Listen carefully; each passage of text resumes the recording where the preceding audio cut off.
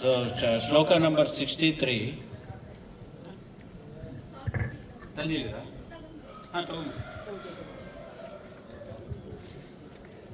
So, shloka number 63 is a very important shloka. If you read through that, it says, Krodhat bhavati sammohaha, sammohat smriti vibhramaha, smriti bramshat buddhinashaha, buddhinashat pranashyati. Basically, from anger, you will actually lose your mind. Finally, that's what it comes to. Smriti vibhramaha, you lose your memory. Smriti bramshat buddhinashaha, you lose your intellect. So these are like very important messages here.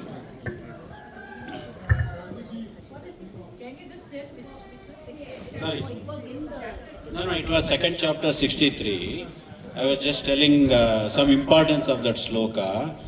Krodhat bhavati sammohaha. With the krodha, from the krodha, you will get sammoha.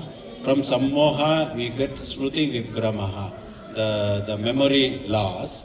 From memory loss, you get loss of intellect, buddhi nashaha. That's what happens. So anger is not a good thing at all. That's the message that comes from there.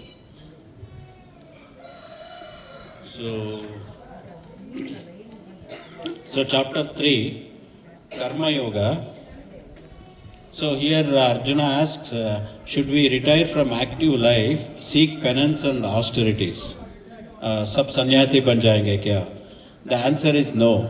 Do your work in the spirit of renunciation and leave the results to the Supreme. Sacrifice the pleasure and keep self-control. So you have to do what you have to do, but at the same time you should not be attached to it, attached to the results and all that.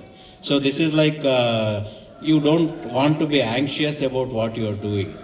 If in the cricket field, if the batsman is anxious about what they are doing, right, and the result, I want to score 50, I want to score 100, that anxiety itself will kill their performance.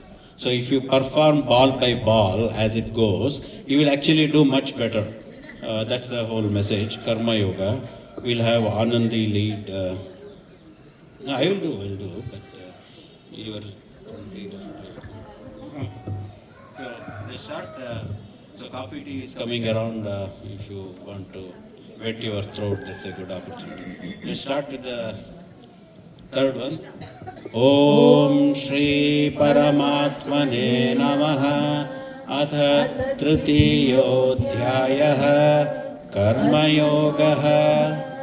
Arjuna उवाच जायसी चैत्कर्मणस्ते मता बुद्धिर्जनार्दन तत्किं कर्मणि घोरे मां नियोजयसि केशव. व्यामिश्रेणेव वाक्येन बुद्धिं मोहयसीव मे तदेकं वद निश्चित्य येन श्रेयोऽहमाप्नुयाम्. श्रीभगवानुवाच लोकेऽस्मिन् द्विविधा निष्ठा पुरा प्रोक्ता मया नघ. ज्ञानयोगेन साङ्ख्यानां कर्मयोगेन योगिनां न कर्मणामनारम्भात् नैष्कर्म्यं पुरुषोऽश्नुते न च सन्न्यसनादेव सिद्धिं समधिगच्छति. न हि कश्चित् क्षणमपि जातु तिष्ठत्य कर्मकृत् कार्यते ह्यवशः शर्म सर्वः प्रकृतिजैर्गुणैः. कर्मेन्द्रियाणि संयम्य यः आस्ते मनसा स्मरन् इन्द्रियार्थान् विमूढात्मा मिथ्याचारः स उच्यते. यस्त्विन्द्रियाणि मनसा नियम्यारभतेऽर्जुन कर्मेन्द्रियैः कर्मयोगम् आसक्तः स विशिष्यते. नियतं कुरु कर्म त्वं कर्म ज्यायो ह्यकर्मणः. शरीरयात्रापि च ते न प्रसिद्ध्येद कर्मणः. यज्ञार्थात् कर्मयन्त्र लोकोऽयं कर्म बन्धनः तदर्थं कर्म कौन्तेय मुक्तसङ्गः समाचर सह यज्ञाः प्रजा सृष्टा पूर्वोवाच प्रजापतिः अनेन प्रसविश्वस्य त्वम् एष गोष्ठिस्त्वकामधृत् देवान् वाप्यगतानेन ते देवा भययन्तु वः परस्परमम्भवयन्तः श्रेयः परमाव्यस्तया इष्टान् भोगानि वो देवाः दास्यन्ते यज्ञभाविताः तैर्दत्तानप्रदायैभ्यः यो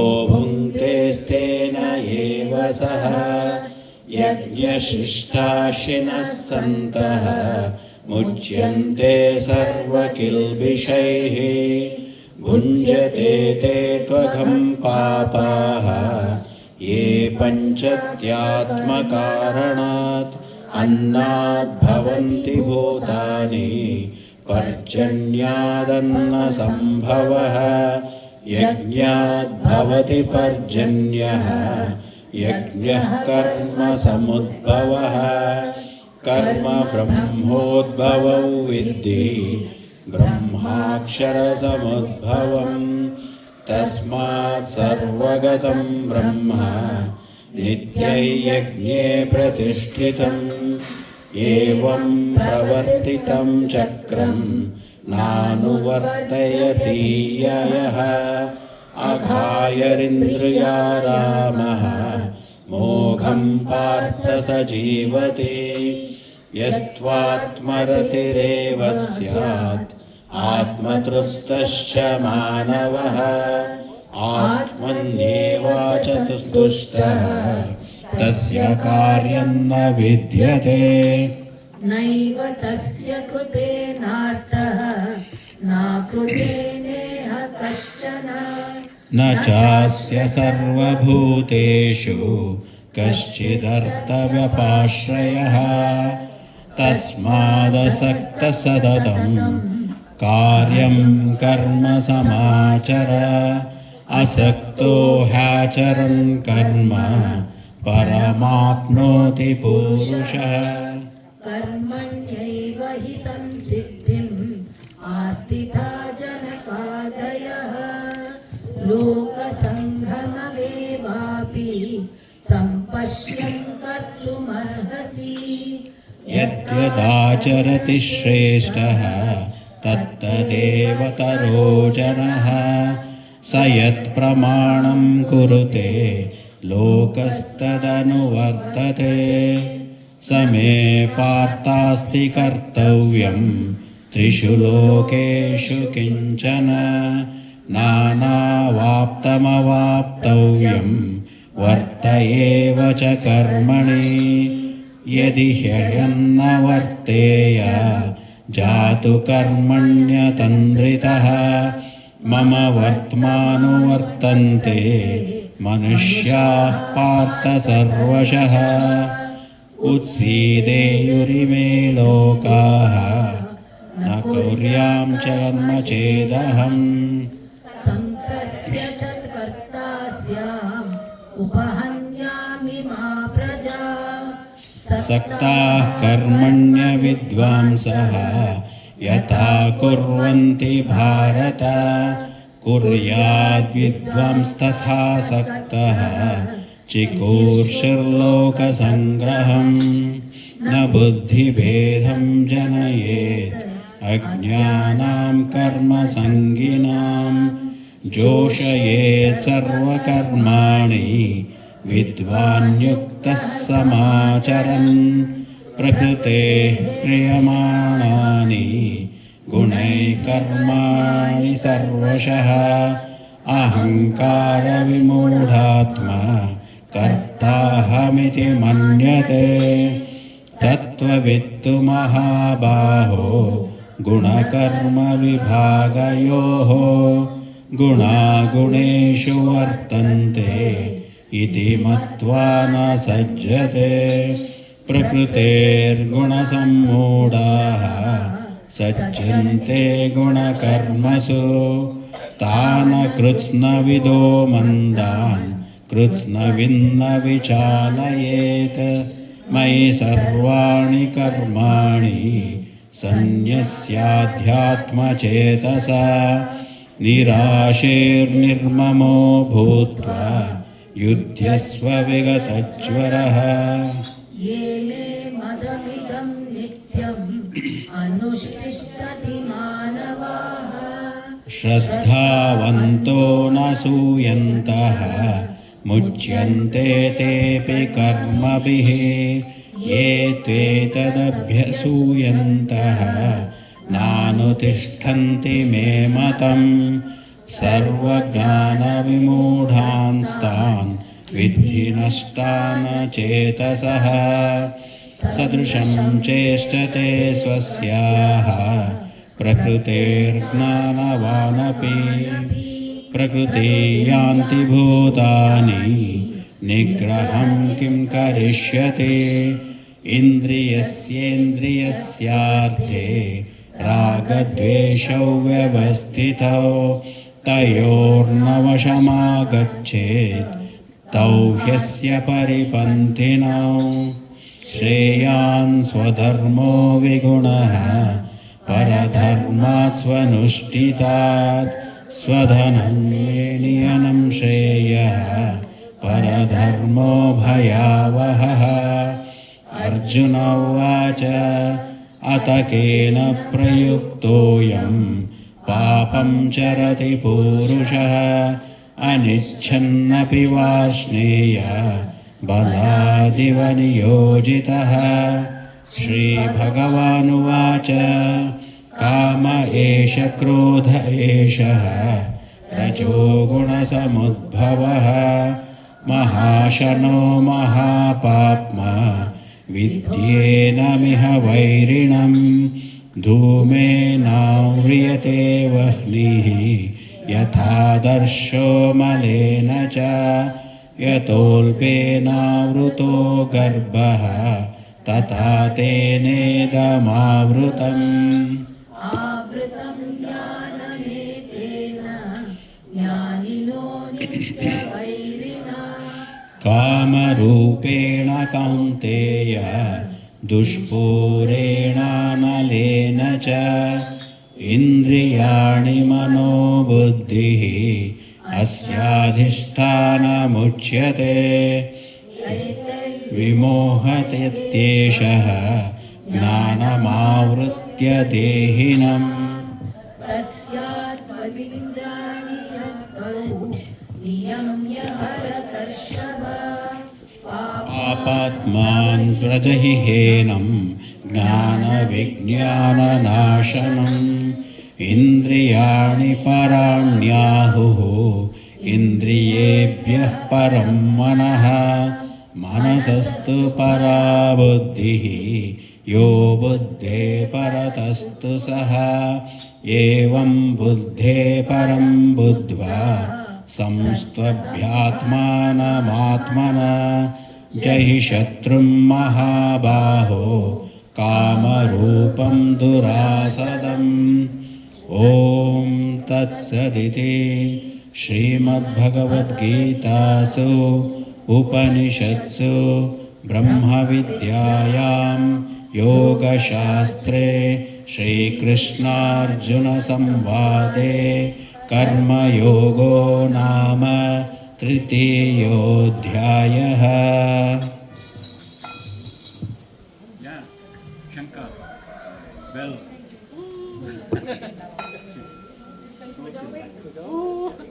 ये ना ऐसे क्यों बजा आपको आता तो है? लो अरे बजाओ बजाओ।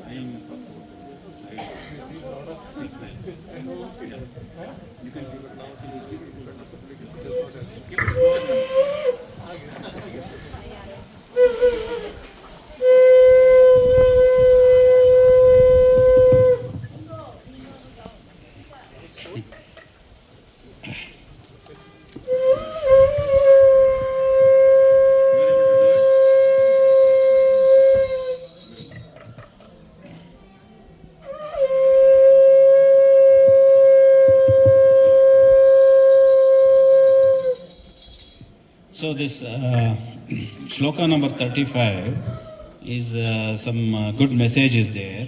Shreyan swadharmo vigunaha paradharmat swanushthitat swadharme nidanam shreyah paradharmo bhayavaha. In the sense, whatever your skill is, do that work. If you do somebody else's work, you are not going to be successful. Just because somebody else is doing, if you are creative mind, you do the creative activity. If you are logical, you do the logical activity. So that's what it means. Swadharme nidanam shreyah paradharmo bhayavaha. In the sense, you will have cognitive dissonance throughout your life if you are doing somebody else's work. If it is not your core skill, you will have cognitive dissonance and friction throughout your life.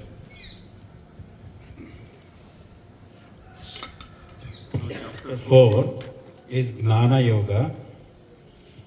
It is about transcendental knowledge. Initially, Gita was spoken by Krishna to. Here, the message in this chapter is Krishna says that it was initially given by Krishna to Vivaswan. Vivaswan is the sun god of this yuga, and Vivaswan gave it to Manu. Manu was the first person who created humans. Then Manu gave it to Ikshvaku. Ikshvaku is Lord Rama's Purvaja. Okay, so it was actually given like that initially. This Kurukshetra was not the first time when Bhagavad Gita was spoken. It was spoken earlier also, and it was handed down by Krishna to Vivaswan, the sun god, Vivaswan to Manu, Manu to Ikshvaku, and who taught it to rest of the humanity by following Guru Parampara. It was eventually forgotten and was repeated during the Kurukshetra war. So all the knowledge in Bhagavad Gita was spoken earlier through the Guru Parampara descendant. So humanity was divided into Varnas. That also comes in this chapter. Not caste. It is very important. Humanity was divided into Varnas based on the natural, physical and mental abilities. So whatever their skill and interests are, based on that it was divided. So we'll talk about this a little later, but we'll start chapter 4. Okay. Om Shri Paramatmane Namaha. Atha Chaturtodhyayah Gnana Yogaha. Shri Bhagavanuvacha Imau Vivasvate Yogam Proktavanahamauvyayam Vivasvan Manave Praha Manurikshvakave Bravit Evam Parampara Praptam Imam Rajarshayo Viduhu Sakale Neha Mahata Yogo Nastah Parantapa Sa Evayam Maya Tedya Yoga Proktah Puratanaha Bhaktosi Me Sakha Cheti Rahasyam Hetaduttamam Arjuna Uvacha Aparam Bhavato Janma Param Janma Vivasvataha Katametadvijaniyam Tvamadau Proktavaniti Shri Bhagavanuvacha Bahuni me vyatitani Janmani tava charjuna Tanyaham veda sarvani Natvau vedha parantapa Ajopi sannavyayatma Bhutanamishwaropi san Prakritim swamudhishtaya Sambhavamyatma mayaya Yada yada hi dharmasya Glanirбhavati bharata Abhyuttanamadharmasya Tadatmanam sujamyaham Paritranaya sadhunam Vinashaya cha dushkritam Dharma samstapanarthaya Sambhavami yuge yuge Janma karma cha me divyam ये वै यो वेत्ति तत्त्वतः त्यक्त्वा देहं पुनर्जन्म नैति मामेति सोऽर्जुन वीतरागभयक्रोधाः मन्मया मामुपाश्रिताः बहवो ज्ञानतपसा पूता मद्भावमागताः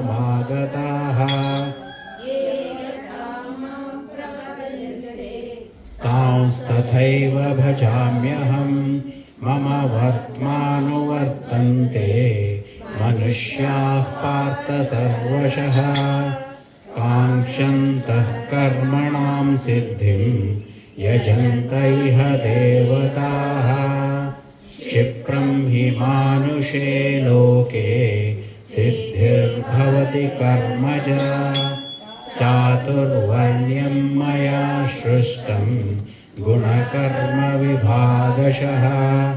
तस्य कर्तारमपि मां विद्यकर्तारमव्ययम् न मां कर्माणि लिम्पन्ति न मे कर्मफले स्पृहा इति मायोऽभिजानाति कर्मभिर्न स बध्यते ज्ञात्वा कृतं कर्म पूर्वैरपि मुमुक्षुभिः कुरु कर्मैव तस्मात् त्वं पूर्वैः पूर्वतरं कृतं किं कर्म किमकर्मेति कवयोऽप्यत्र मोहिताः तत्ते कर्म प्रवक्ष्यामि यज्ञात्वा मोक्षसे शुभात् कर्मणो ह्यपि बोद्धव्यं च विकर्मणः अकर्मणश्च बोद्धव्यं गहना कर्मणो गतिः कर्मण्यकर्म यः पश्येत् अकर्मणि च कर्म यः स बुद्धिमान् मनुष्येषु स युक्तः कृत्स्नकर्मकृत्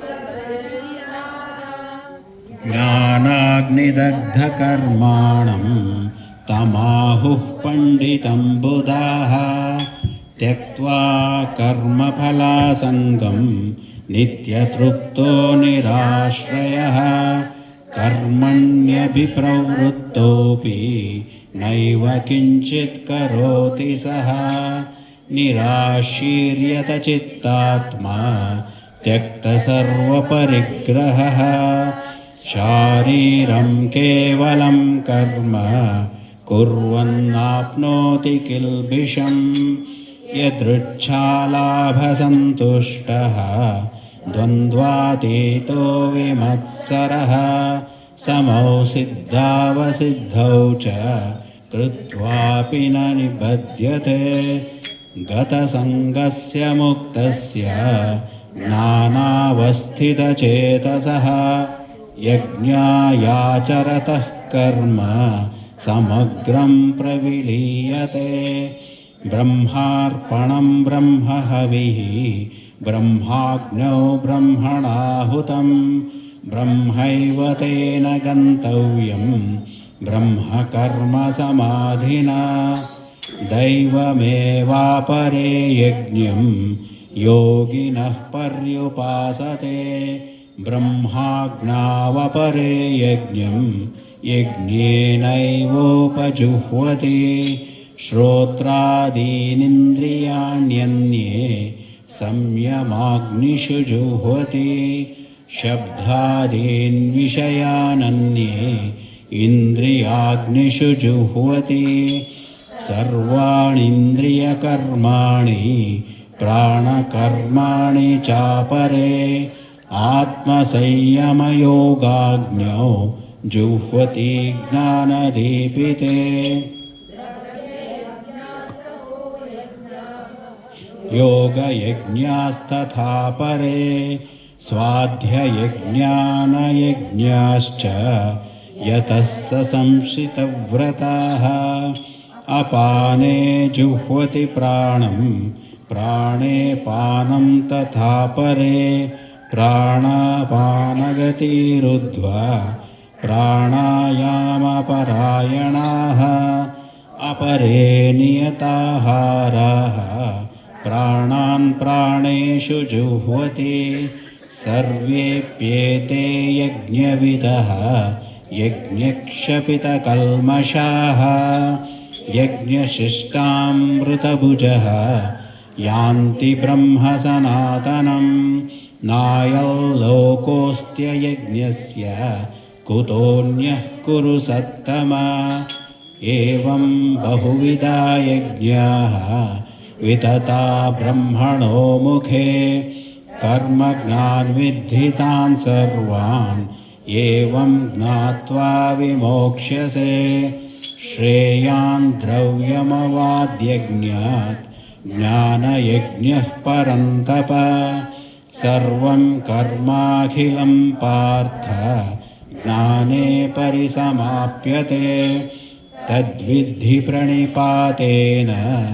परिप्रश्नेन सेवया उपदेक्ष्यन्ति ते ज्ञानं ज्ञानिनस्तत्त्वदर्शिनः यज्ञात्वा न पुनर्मोहं ये वै यास्यसि पाण्डव येन भूतान्यशेषेण द्रक्ष्यस्यात्मन्यथो मयि अपि चेदसि पापेभ्यः सर्वेभ्यः पापकृत्तमः सर्वं ज्ञानप्लवेनैव वृजिनं सन्तरिष्यसि यथैतांसि समिद्धोऽग्निः भस्मसात् कुरुतेऽर्जुन ज्ञानाग्निः सर्वकर्माणि भस्मसात् कुरुते तथा न हि ज्ञानेन सदृशं पवित्रमिह विद्यते तत्स्वयं कालेनात्मनि विन्दति दावाल्लभते ज्ञानं तत्परः संयुतेन्द्रियः ज्ञानल्लब्ध्वा परां शान्तिम् अचिरेणाधिगच्छति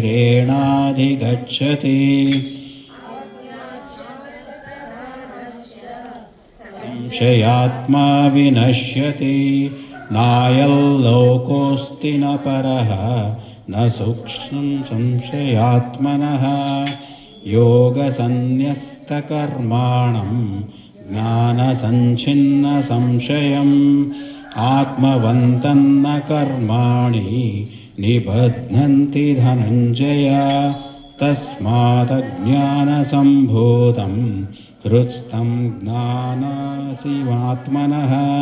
चित्वैनं संशययोगम् आतिष्ठोत्तिष्ठ भारत ॐ तत्सदिति श्रीमद्भगवद्गीतासु उपनिषत्सु ब्रह्मविद्यायां योगशास्त्रे श्रीकृष्णार्जुनसंवादे ज्ञानयोगो नाम चतुर्थोऽध्यायः।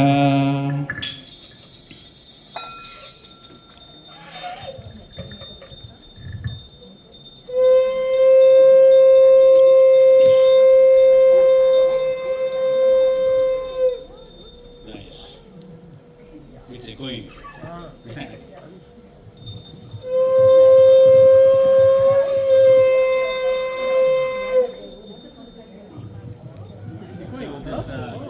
Shloka number 13. Chaturvarnyam maya shrishtam gunakarma vibhagashah tasya kartara vipimam vidya kartaram avyayam. Basically, it doesn't say anything about the caste really. It was based on the gunakarma vibhaga, based on the character and the skills. That's what it was. And actually Hinduism was never meant to be any caste system really. It was just a dharma that has to be followed by all human beings, really speaking.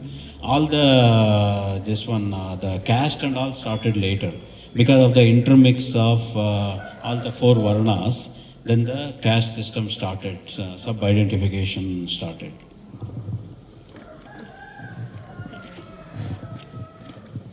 break. Abhi, you want to do that quiz part? Ah, 11:30. We will do 5th and then do the book. Before 12 o'clock, we want to do the Naivedyam. Then we will do that. No, 5th part is very small. We'll do it, then we'll do Naivedya, then quiz, then we'll rest. 5th one. Chapter 5 is Karma Sannyasa Yoga. Arjuna asks which is better, work in devotion or renunciation of work. So actually the answer is there is really nothing to renounce. Everything really belongs to the Supreme. Work with controlled mind and senses is what is the message by Krishna. 5th chapter. Om Shri Paramatmane Namaha. Ath Panchamodhyayah Karma Sannyasa Yogaha. Arjuna Uvacha Sannyasam Karmanam Krishna Punaryogam cha shamsasi yachreya etayorekam tanme bruhi sunischitam. Shri Bhagavan Uvacha Sannyasah karma yogascha nishreyasakaravubhau tayostu karma sannyasat karma yogo vishishyate. Gneyassa nitya sannyasi yo na dveshti na kankshati nirdvandvo hi mahabaho sukham bandhat pramuchyate. Sankhya yoga prutak balaha pravadanti na panditaha ekamupyastitas samyak ubhayor vindate phalam. Yat sankhya prapyate sthanam tadyogairapi gamyate. Ekam sankhyan cha yogam cha yah pashyati sa pashyate. Sannyasastu mahabaho duktamaptumayogataha. Yoga yukto munir brahma na chirenadi gacchati. Yoga yukto vishuddhatma vijitatma jitendriyaha. Sarva bhutatma bhutatma kurvannapi na lipyate. Naiva kinchit karomiti yukto manyeta tattvavit. Pashyan shunvan spushan jigran ashnan gachan swapan swashan pralapan visrujan gruhnan unmishan nimishan api.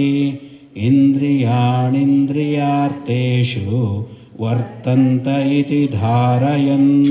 Brahmanyadhaya karmani sangham tyaktva karoti yaha. Lipyate na sapapena padmapatramivambhasa. Kayena manasa buddhya kevalairindriyairapi.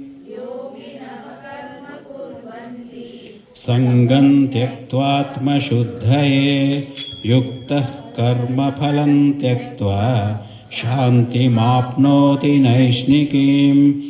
Ayuktah kamakarena phale sakto nibadhyate. Sarva karmani manasa sannyasyaaste sukhawashe. Navadvare pure dehi naiva kurvanna karayan.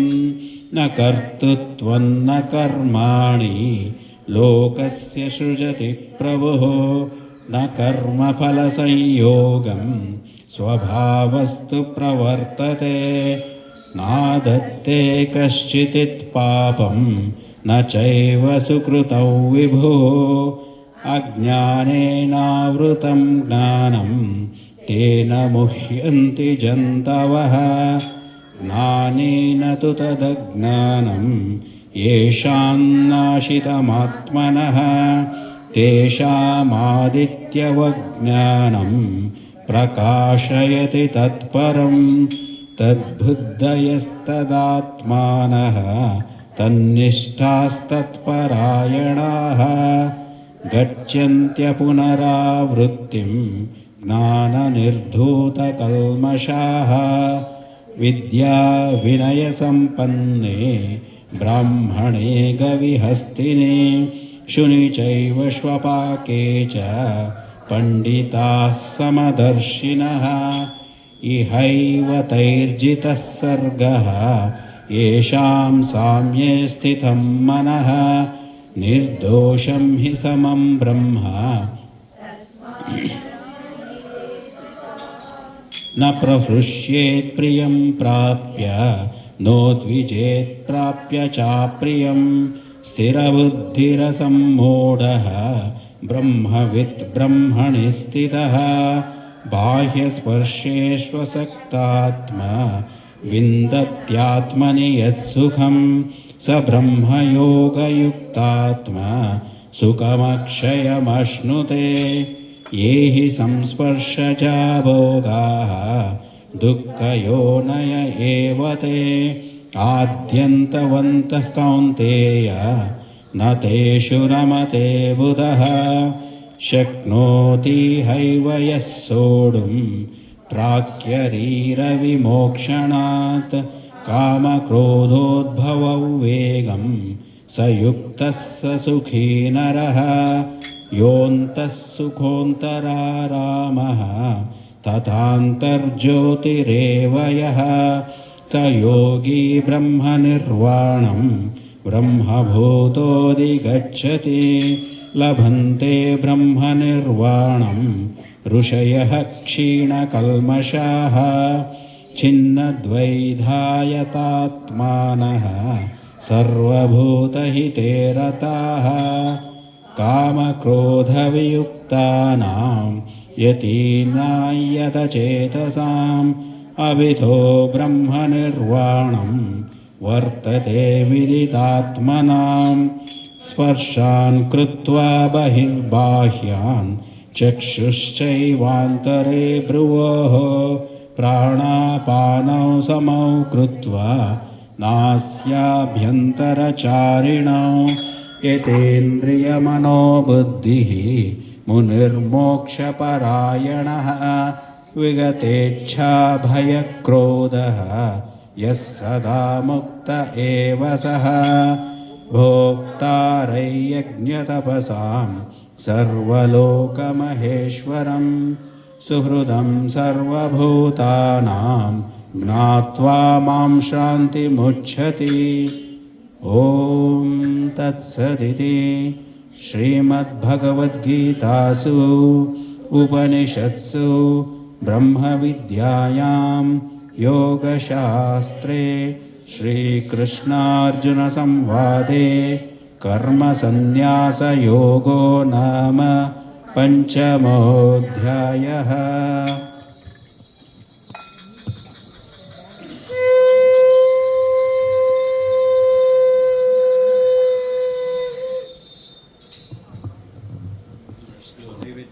Naivedya, and then we'll take a small break, then continue with some quiz and then the rest of the chapters.